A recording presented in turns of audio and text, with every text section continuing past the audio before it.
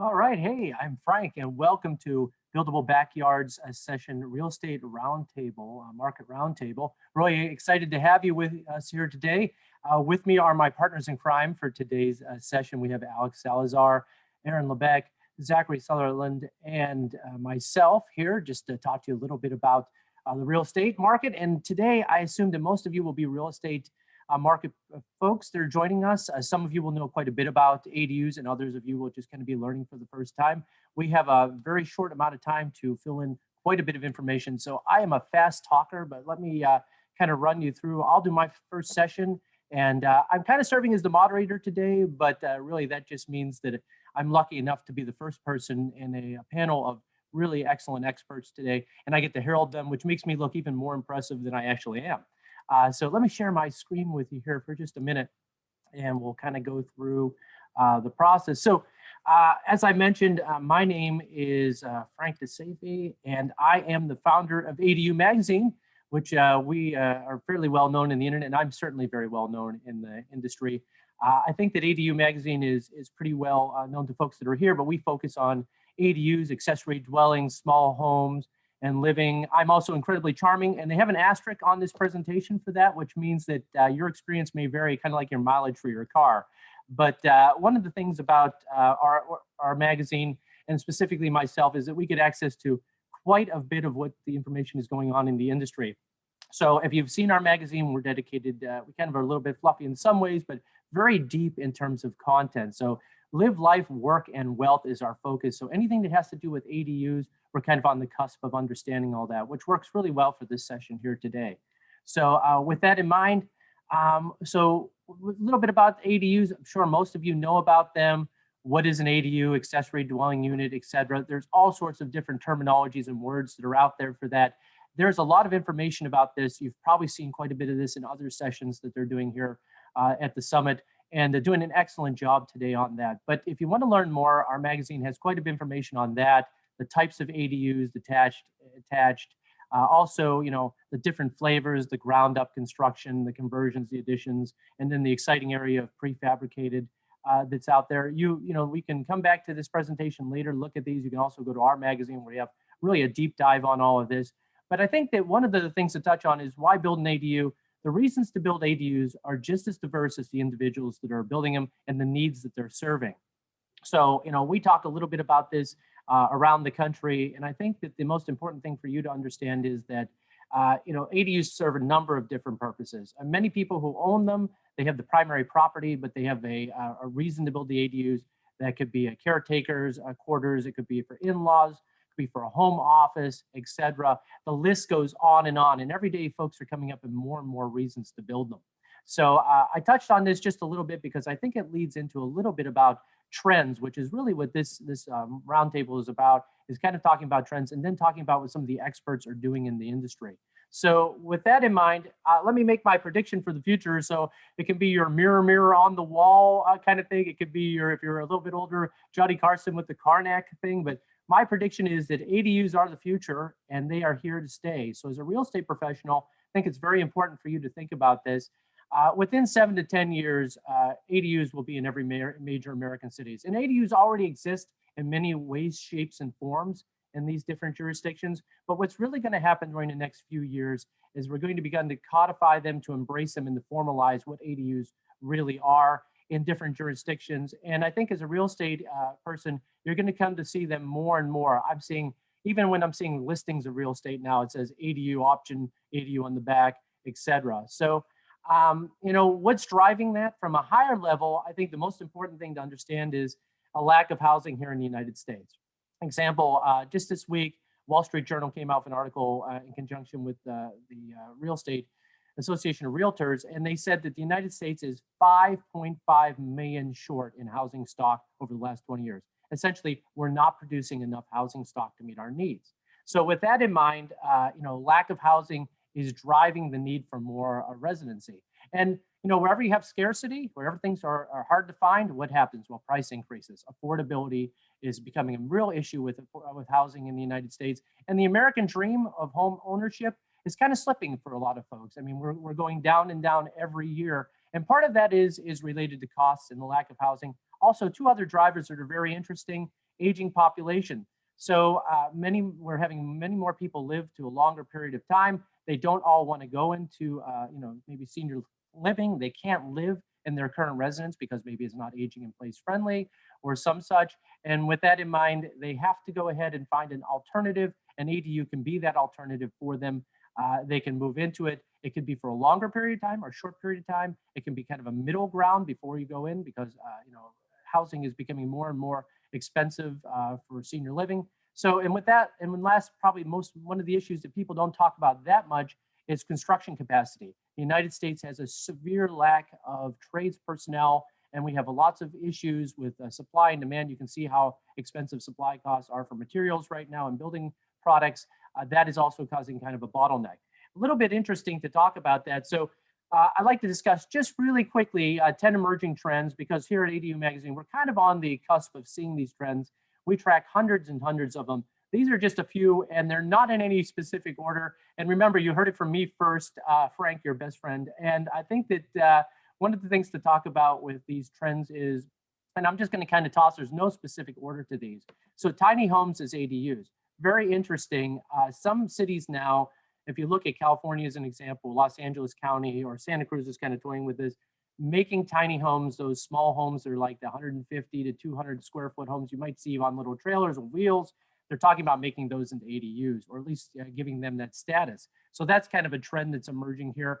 Lot splitting with ADUs. So right now, an ADU is a secondary unit, a companion to the primary residence. In some jurisdictions, they're now looking at splitting lots and making the ADU into its own property. Austin is kind of played with this concept.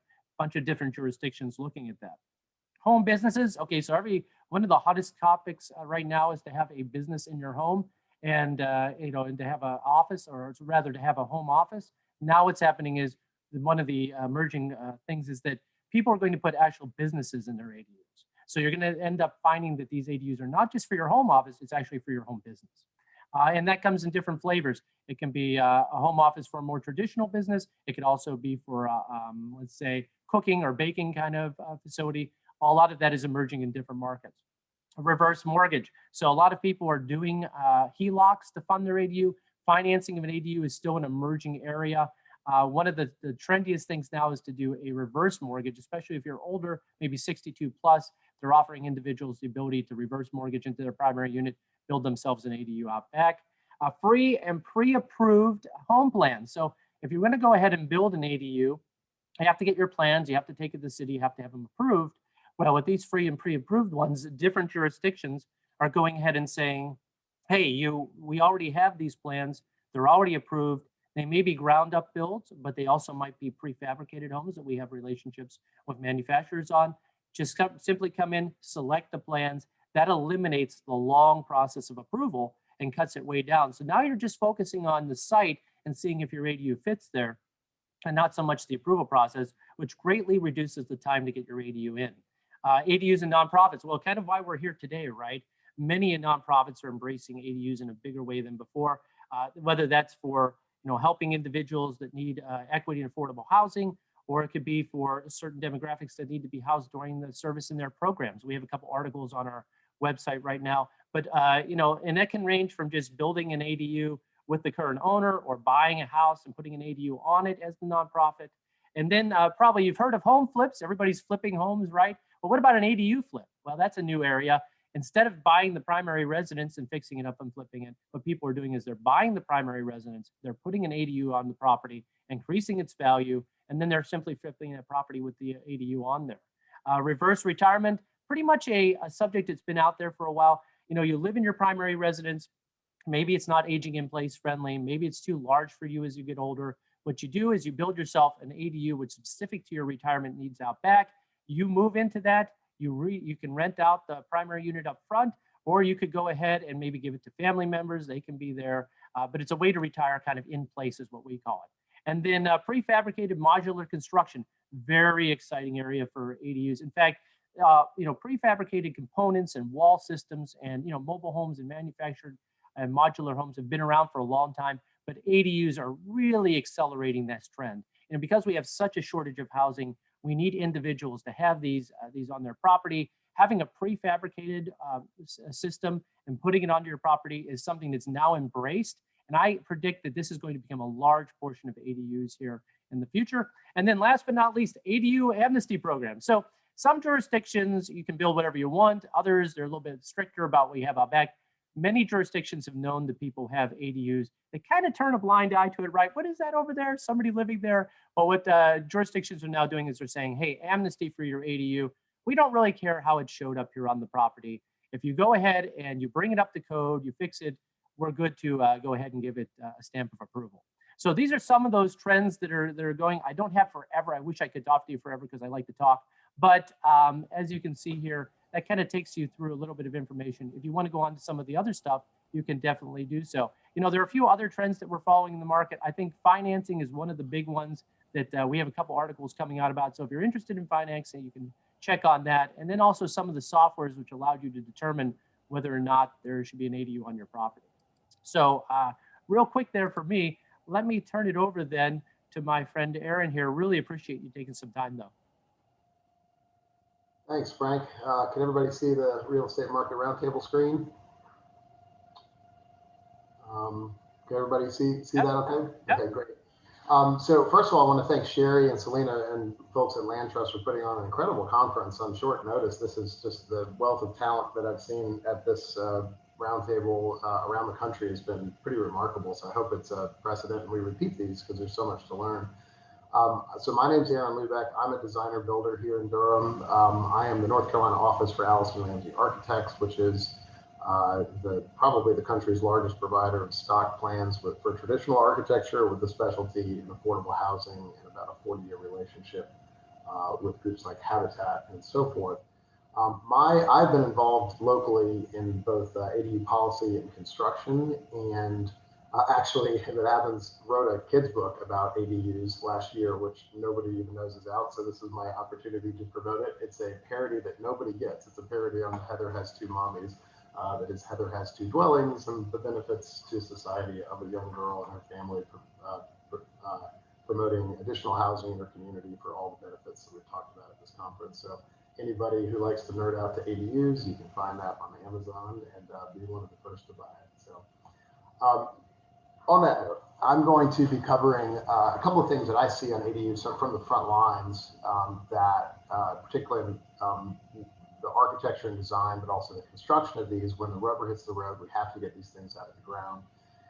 We're finding, as Frank was just talking about, the elasticity of ADUs is their greatest quality and their greatest challenge because they keep ADUs from fitting in the boxes of both planning and financing, which are both critical to getting more of these built. Almost always ADUs pay for themselves. I'll go through that math. The biggest challenge is the equitable lending gap. And lastly, it will be a call for service providers. So let's talk about each of those. ADUs are the best form of affordable housing, hands down, because they are scalable, they are locally owned, they require no third party to own these. They are owned by citizens, civic people in the community. They should require ultimately no subsidy. Many of the innovators at this conference are talking about pilot subsidies to get these things moving in their communities, but the ultimate goal needs to be a way to and a path to build these over and over and over again 1,000 times in our community without subsidy. That's the point when these things will take off and the form will be transformational. ADUs create citizen and civic wealth. This is creating wealth for the homeowners. This is creating wealth as a tax base for our cities. Part of the typo, they create options for low wealth residents. And this related to this last point here, that we always forget to talk about, is that ADUs create affordability not only for the resident, but for the homeowner. I know so many people who got their first home only because of the rental income that came from the attached unit. Otherwise, they could not have afforded the home in the community that they wanted to get into. So we always talk about it's an affordable option for that tenant or occupant of it, but the fact that the math works really well for the homeowner is almost never talked about, and we need to. So a lot of the other speakers have talked about the basic math. It's not overwhelmingly complex. I would just add one thing to it. A standard ADU in Durham right now, which typically are done with garages and apartment on top, not always, but might be built for $200,000. The increase in principal, interest, taxes, and interest is $1,500 on that today. The other thing that's typically lost in this is that a substantial part of that $1,500 payment will be principal payback, which means you're actually paying back yourself. So the $1,500 that might be going out each month, 700 of that is actually paying down your mortgage balance, meaning your your gross actual cost would be $800 a month. And from there, it's just a simple offset of what rental income can come from that property, and what puts you very close, plus or minus at zero, break even, usually making money, if not, with a slight shortfall, not including all the utility benefits of having flexible space, a garage, et cetera, et cetera. And so, I've seen people personally use this to start a design build company, our ADU space. I've hosted a grad student who's now a professor locally. I've hosted a family member as they went through a divorce and needed support. We've hosted other people starting startups in our community. We recently hosted an ER doc who needed to separate from her infant family during COVID. We've hosted people who come locally for medical treatment here with a much more sort of humane ability to stay in the community that didn't want to stay in a hotel. So that elasticity is so valuable to both provider and occupant. So here's the challenge. ADUs are square pegs and round holes, and they don't really fit in boxes. So the elasticity is why they work, but it also means there's no standard formula, and it's why cities and lenders are struggling so much with ADUs. John Anderson from the Incremental Development Alliance that I work with has described it pretty simply. He says every city is talking about affordability, and yet, probably less than 5% in America have actually legalized them or re-legalized them. No city should be considered serious about affordability until they've re-legalized ADUs, period. And many of these cities have literally half a dozen people employed to work on affordability and haven't done this basic threshold of re-legalization. Those cities should be called out for not taking the first step towards affordability. The problem here is that cities and lenders and other civic institutions generally work in categorizing things and putting them in boxes. And because of ADUs, their elasticity, they resist being put into those boxes. And that causes the bureaucracies to not know how to value that. So we'll get into the financing problem, but the main part is even where the rubber meets the road in a place like Durham, we're not sure how to treat ADUs for purposes of affordable housing density bonuses. Can they be documented as affordable? Can they be separated out for purposes of categorization with the primary dwelling? How can you document the 30-year affordability commitment that exists in Durham, severing that from the primary home? All these questions really aren't answered, and because ADUs are so small and incremental, the people implementing them generally don't have the capacity to push these over the threshold to answer these questions, and so they stay unanswered.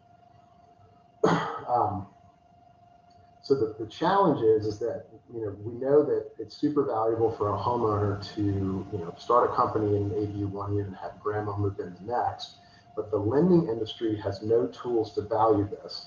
So the market clearly wants it and will even pay a premium for it, but the market can't borrow on it, and that creates the equity gap, which is well documented most recently by the Portland State study. That means there's a lot of lower income or lower wealth people who would build these and want to build them, but cannot come up with the capital to do so. And that creates a huge headwind towards ADU expansion.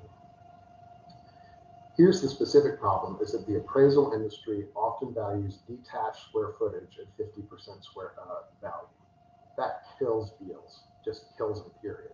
I recently had a project in Durham where the accessory structure was valued at 1/6 value, even though it was substantially similar or even better than the primary structure. So that will, even the threat of that for a lay person who's not a professional, that will keep them from even trying to do architecture and construction on an ADU. It's too risky. So ultimately, the appraisals need to come in a new programming and underwriting to value ADUs at full square footage value, or use the income method where it's somehow prospective rental income can be documented and valued. Ideally, these need to create loans that can go up to 80% loan to value minimum, which is common in traditional lending. Ideally, there's a new program that can go up to 95% or even 100% that are underwritten. So the high loan to value loans would address this equitable gap, the equity problem. Currently, those do not exist with the federal agencies, but a lot of these local banks are trying to get into them and setting this precedent. So ultimately, we should be asking Fannie or Freddie to underwrite those programs because they're critical to getting 100,000 of these things built. So lastly, most of the folks at this conference are either in the planning world or advocacy or financing or nonprofit world. But as Frank noted, we have a critical shortage of tradespeople. That's a broad point, but the specific point is nearly every city I know lacks ADU specialists, and every one of these cities has a need, a distinct need for an ADU specialist business to thrive. To be an ADU specialist, a smart kid who's 25 years old, who spends about a year building homes of habitat, can probably make $100,000 a year building 3 or 4 ADUs. That job is like wide open for anybody. Even the cities that are big on ADUs, like West Coast cities, Durham, and Atlanta, do not have that person. So this is something that is going to be a specialized profession. And I would say that probably 50% of that knowledge base to do that job is knowing local politics and local policy. The other 50% is construction. But it's just, you have to know, how does Durham treat the sewer tap? What is the specific codes in section 5.4? But this is something that needs to be fostered and encouraged by all of us. That's it for me. Thank you. All right, great. Thanks, Aaron. So Alex, on to you. Yeah, let me pull it up. Great to be here. And let's see, does everybody see this? Hopefully. All right, well, great to be here. That was a great lead in to some of the topics I'll be talking about. And let's see, bear with me a second. So I'm Alex Salazar, principal of Salazar Architects. We're about a 20-person architecture firm here in Portland, Oregon. And my key staff working on this project, Small Homes Northwest, is Jennifer Nye and Anders Gustafsson, probably mispronounced his name. So as we get to the end, I'll share some contact information. And if you want more detailed information, they're probably the ones to talk to. I get to take credit for a lot of things and just talk generally. So we are actually specialized in affordable housing. And so we came at this a little bit different. We work mostly with community-based organizations that are culturally specific in Black, Asian, Latinx communities.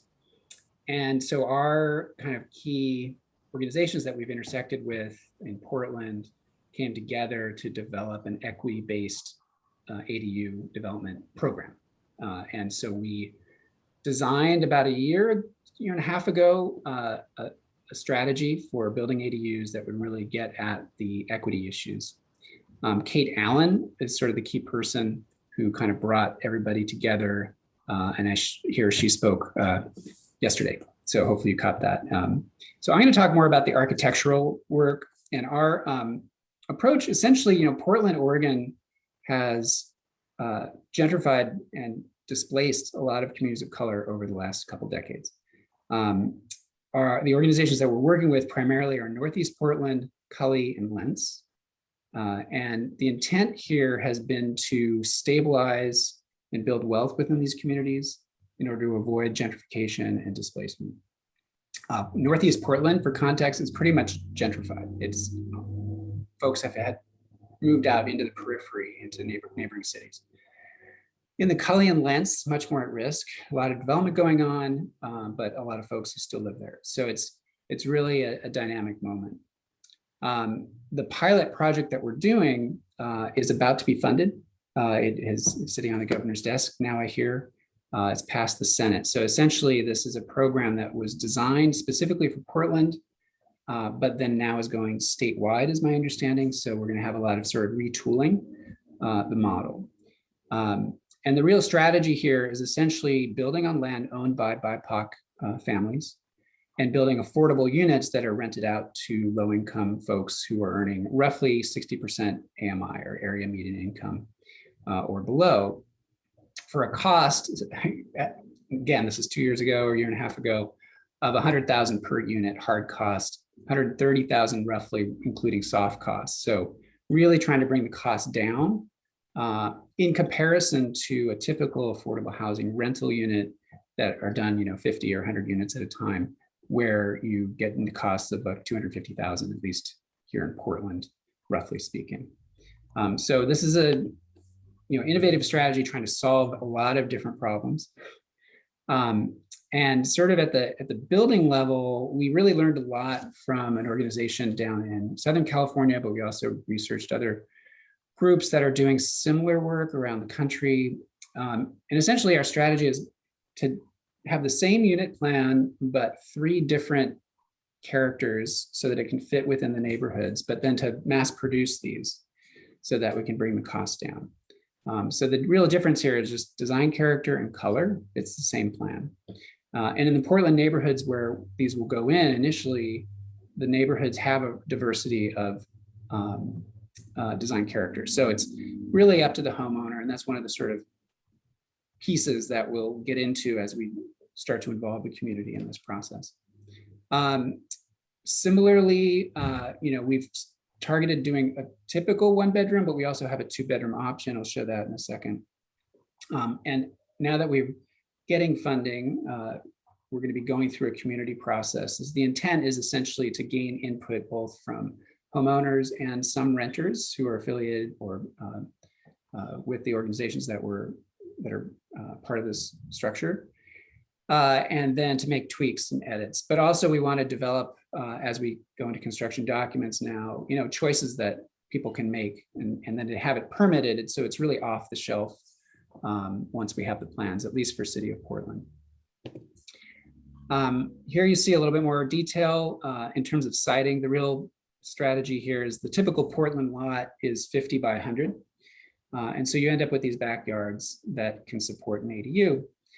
The way the zoning code is written currently, you can encroach into the setbacks at the back and side if you are below 24 feet in width in either direction and 15 feet height.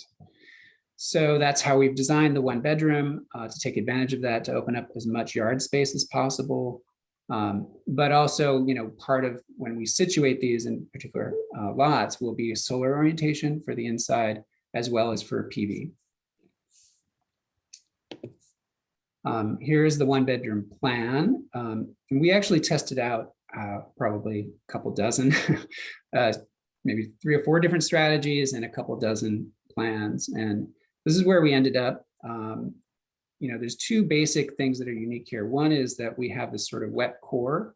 So where there, what you see in yellow there, that has stub outs for the kitchen sink, for the washer dryer, and for the water heater. The idea being that if we can get this pilot project up and running, maybe we can modularize that, the high cost components and build them offsite and to ship them in. But it's surrounded by stick framing. And so this is a really important point. We made a conscious decision not to do basement ADUs, not to do attached ADUs, and not to do, but to focus, and not garage conversions, but to focus on standalone projects where we can systematize things, but also involve local labor, contractors who are disadvantaged business enterprises, and job training programs that tap into also the communities being served for job trainings. The prior speaker mentioned the deficit of people in the trade union. So there's a real opportunity to reach the equity aspects, both in the design, the construction, the process, and everything, which is a really exciting part of this. The blue area in the middle, just to focus for a minute, is intended as a flex space. So for storage, for a crib, for a bed if you have an older kid, and potentially for a staircase or ladder up to a storage space or a second bedroom. In this design as it stands right now, we don't have that second bedroom up in the attic, but conceivably one could design that in. The 2-bedroom, we made a decision that homeowners who, some of the homeowners will end up probably having much larger lots. There are larger lots in these neighborhoods where maybe being in the setback isn't as critical. So it opens up the opportunity to have more windows on all sides of the ADU instead of just 2 sides. And it opens up the possibility of having the second bedroom and really kind of growing that footprint a little bit as an option for folks who may have a little bit additional equity to put into the project beyond sort of the basic model. In terms of technology, it's pretty straightforward. You know, it's intentional that it's stick framing. We're going to go as far as we can in green building. The program here in Oregon is called Earth Advantage. And last I knew they were still on board, and we're going to probably get this certified through them. So we'll see how that goes. But, you know, a high amount of insulation, advanced framing with 2x6 studs, you know, the typical affordable housing stuff that you do, like zero VOC paints, LED lighting, Energy Star appliances, low flow fixtures. A lot will, and solar PV, at least PV ready. But a lot will depend on the current rebates and workforce development programs and what components get mixed into the actual design once we start building these.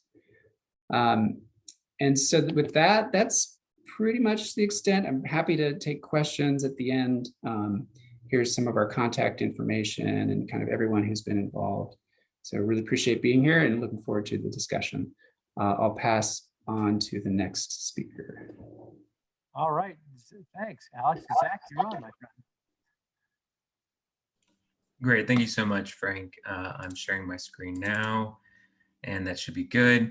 I really appreciate the opportunity to speak today. One of my business partners, Bryce Johnner, spoke yesterday, so hopefully the content that he shared can blend into this as well. I'm going to do my best to not duplicate some of the content that's already been provided. There's lots of great information that's already been shared. Really what I'd like to do as much as possible is just share our experience as a firm for what we're seeing in our market and how that might be translatable and how we're responding to those different indicators that we're observing. So as mentioned, my name is Zach Sunderland. I'm one of the executive directors of Haven Ventures, based right here in Durham, North Carolina. I'll really briefly just talk about our firm. We're certified B Corp social enterprise, which means our impact is third-party verified. And we're really hard to create housing solutions for underserved markets, whatever that might be. We really are dedicated and based in Durham, but we serve the Triangle, the Research Triangle, Raleigh, Durham, and Chapel Hill, as well as North Carolina at large. I'm not going to talk too much about all this, except that we provide real estate architecture and construction services, and we actually have a factory fabricated line of business where we have a factory here in Durham, largely to serve small projects like accessory dwelling units or single family homes. And I will say that one of the really critical pieces for us is creative partnerships, which is something that I'll touch on a little bit later. So what Aaron Lubeck, who was the second speaker, who's also based here locally, didn't necessarily mention, which I'll applaud him for, was recently in Durham, as recent as 2019, the Durham adopted a new policy called Expanding Housing Choices, which Aaron was very involved with, which is really in large part what we are riding the curtails of over the last 18 months. What we observed was places like Durham, places like Raleigh were increasing the availability of options for accessory dwelling units, whether it be which zoning areas or which types of zones were permitting accessory dwelling units. But what we observed was there wasn't very many of them coming online still. So we decided to put our name in the hat. We already had a market presence here in Durham focused on affordable housing, single family, multifamily, small homes, those sorts of things. And we thought accessory dwelling units was a really viable approach for serving some of the affordable housing need, as well as alleviating some of the housing demand in our market. And so what we did was we set up a robust search engine optimization and digital marketing strategy and online with our website, really specifically targeting accessory dwelling units. So hopefully if you Googled ADU Durham, our name would pop up. And the strategy there was really to start understanding what the market demand was, as well as what the barriers were.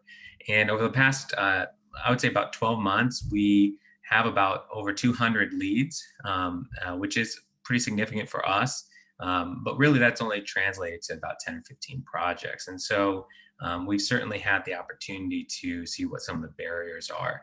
I will say we've seen project types here locally, spanning a lot of different categories, whether it's size, small, medium, or large. In Durham, our maximum square footage is 800. Raleigh, we can go up to 1,000. But we're seeing these types of accessory dwelling units integrated in a number of different ways, whether it's standalone, above a garage, above a flex space. Really, we've seen everything. We've also seen demand coming from urban markets as well as suburban markets, a few rural, but that's not as common. We have also seen accessory dwelling units, attached, detached, internal. So really every option that has been mentioned in the past, we've at least seen one project come to our table as far as somebody who's considering it. I've been encouraged to see that there are some homeowners that are naturally looking to provide an affordable housing option because they see the need in their community, which is something that we really appreciate about those homeowners and are excited to work with them. We of course see a lot of long-term and short-term rental strategies and multi-generational households, which is certainly an increasing demand, especially here locally. We have a large growing population of retired people, and I think that we're seeing that in the market as well. And we're also, of course, seeing new construction as well as upfits or renovations, and really have seen all of these demands being met with largely low barriers from our local municipality, Durham, as well as Raleigh. Chapel Hill is more of a lift for us. So on that note, what are some of the barriers that we're seeing? Why out of 200 leads, we're only turning out 10 or 15 projects? Really, there are a few big ticket items which have been mentioned already. Local barriers, especially around planning and zoning. That would be, that's less and less of an issue for us here, which is very, allows us to have a little bit more freedom in our approach. But certainly places like Chapel Hill can be a little bit more tight. And as Aaron had mentioned, as well as the other speakers, that's not true everywhere. And so we are, I think, making some of this growth happen here well in Durham, but that's not necessarily shared across the board. Cost is certainly the largest factor, that tied with financing options. So again, as previously mentioned, supply chain right now is a challenge, as well as the demand is higher than what our local skilled labor force can deliver on. Again, two things previously mentioned. And really, we're seeing our leads having severely limited financing options, which again, I'm encouraged to see that that's a large portion of this summit is conversations around what are these financing solutions where we can be more inclusive of providing financing solutions for a larger portion of the population. Because right now, basically all we have been able to see our homeowners access is either home equity or cash, which of course severely limits the amount of people who will be able to do one of these projects. And in that, as Aaron talked about, as well as some of these other presentations, appraisals and assessing this real estate is also a challenge for our homeowners. So I'll just talk about some of our responses and solutions that we provide in order to meet some of these needs. I won't spend too much time on each one of these individually, but I will say, we try to deliver turnkey services as an approach to saying, hey, we can be a one-stop shop, design it, build it, help you with getting things, getting your entitlements, whatever it might be.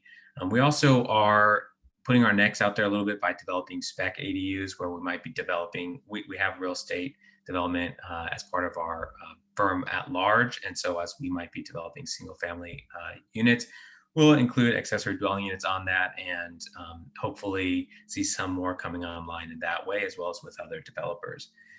Stock unit designs, as mentioned, save our potential clients or leads some of the upfront costs in design.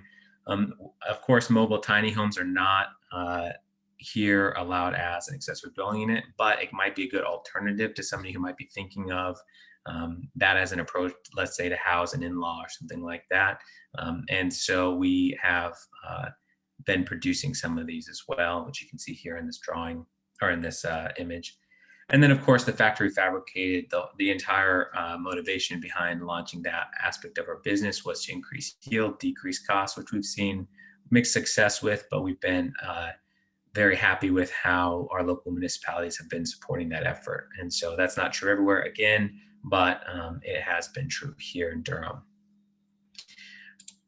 I will say some other solutions don't end with just the services we're providing, but of course, education and advocacy, really trying to push knowledge of the strategies around accessory dwelling units as a solution to some of the market crunch that we have around housing. That includes clients or some of these other leads that we might come in, other professionals as well, and trying to get our industry on board as a whole in trying to deliver this as a solution. Certainly also supporting policy change, whether it might be allowing more dynamic options for accessory dwelling units, and of course met with limited success. And then finally, one thing that's really important to us and I think critical to this conversation is partnering with real estate professionals and nonprofits, specifically real estate professionals in that there's an opportunity to finance accessory dwelling units through new home buyers who might be able to, depending on how, of course, the personal circumstances of their purchase looks like, be able to finance the construction while purchasing the new home. And so that's one option where we've seen some success. And so a real estate professional can have those conversations with that potential home buyer much earlier than we can as a service provider. And so, we'll partner with real estate professionals in trying to achieve inserting the idea of an accessory dwelling unit as early as possible. Other things that, we're working on as far as financing solutions, we offer builder financing, which is not necessarily something that everybody takes advantage of. We do tie that to an affordable housing constraint, but that is something that we offer just because we want to see more of these coming online, as well as creating partnerships to provide creative financing solutions, such as private equity funds to be able to finance some of these, which might which with the goal of increasing the amount of people or the amount of our population here locally that can access financing. And so some of those things are ongoing for us.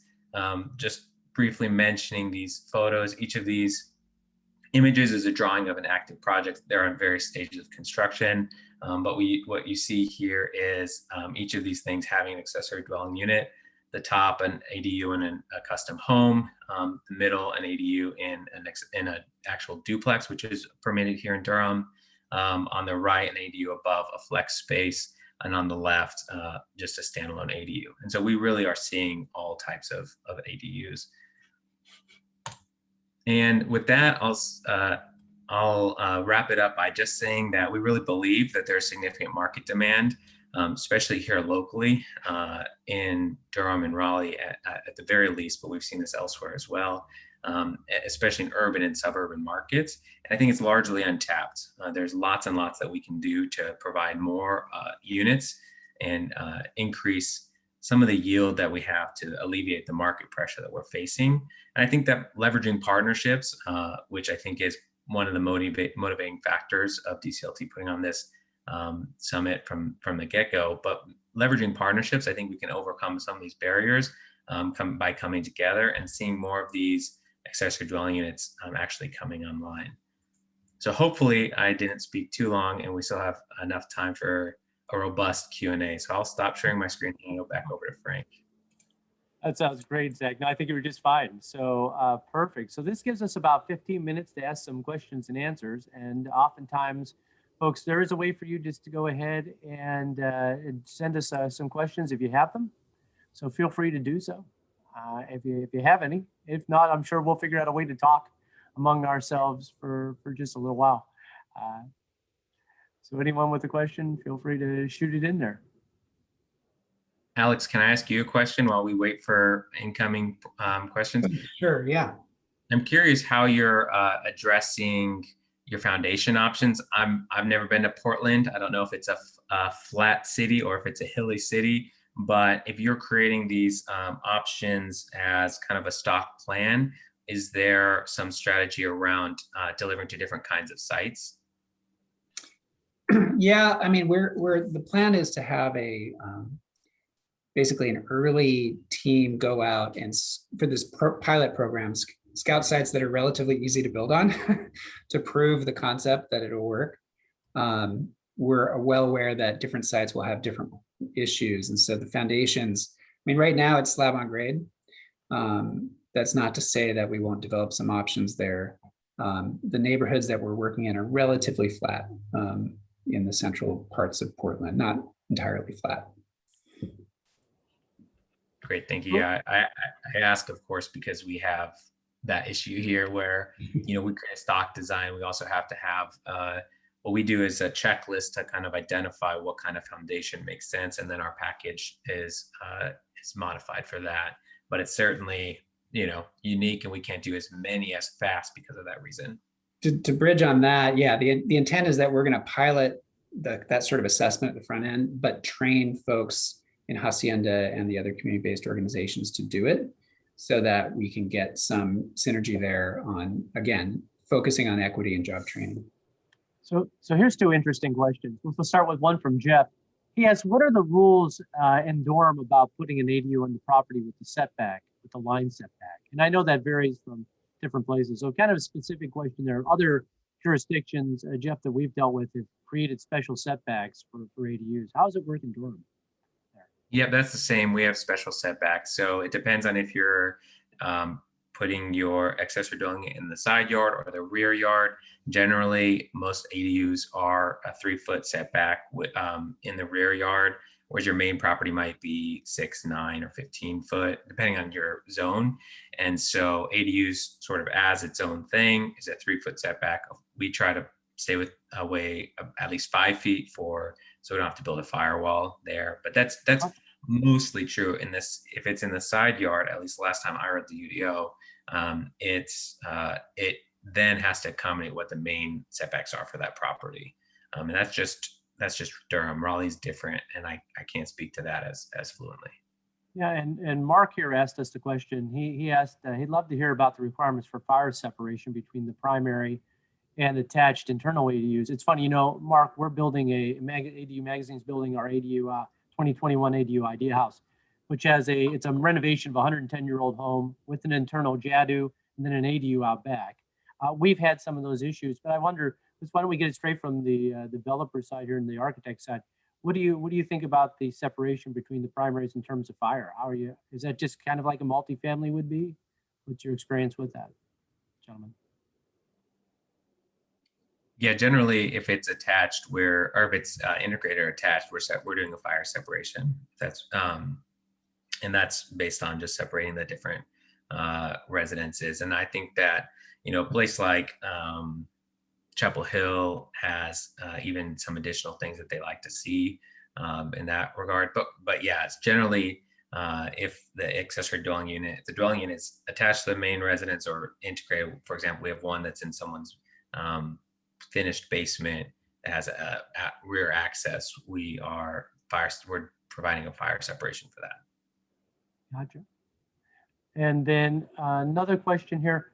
What about garage units conversions? Are those gaining in? I mean, I see a lot of people, but what's your experience with the garage conversions? Are you seeing the popularity of those grow? I don't mean to be taking up all the air in the room here. No, Alex, feel free to jump in too.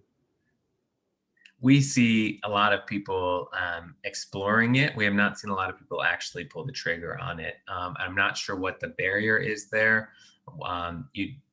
I imagine that it's cost or something like that, but I don't think we've seen any garage conversions come through our office that have actually turned into projects. We've seen dozens of people considering it though.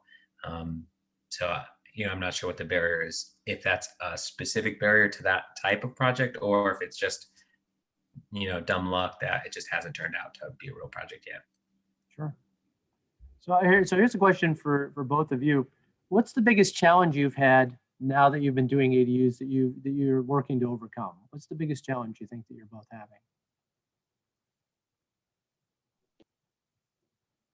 My firm? Yeah, Alex. I mean, I think we went through a learning curve in the very beginning, which is part of the exciting part of it for us, just to kind of dig down and see what other, on the kind of nonprofit models that are out there, to really understand what lessons we can learn to integrate into it, our own Portland model. So I think having that time, I wouldn't call it a challenge, but it took, we had to plan out how to do that. We have a report actually, but we just haven't put it out there, published it. So if people are interested, we'll clean it up and send it to you. But I think doing that base research was really, really important. Yeah. For us, in large part, it's financing, being able to really see more homeowners with various financial situations being able to take advantage of financing is really something that we'd like to see, and are trying to be proactive in there as much as we can as a service provider. That's really the main barrier, because I know that there's quite a few people who, if there was a clear financing solution, our percentage of leads that would be projects would be significantly higher. That's the barrier we've seen over and over again. Yeah, I think that's similar for just about all of us. I think that financing is the last big hurdle, right? And once that comes together, I mean, financing and appraisal probably tied to each other, but once that comes together, I think that it's green fields, blue skies for us. So that is the extent of all the questions I've sent that we haven't answered already.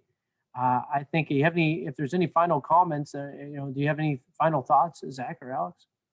I do. I wanted to one thing I forgot to mention. Sure, go ahead. But I think important to Portland, with everything happening in the world today, between global warming, fires, which affect a lot here in the West, kind of inequities built into the housing markets, folks being pressured to reduce size, which is appropriate to a certain extent.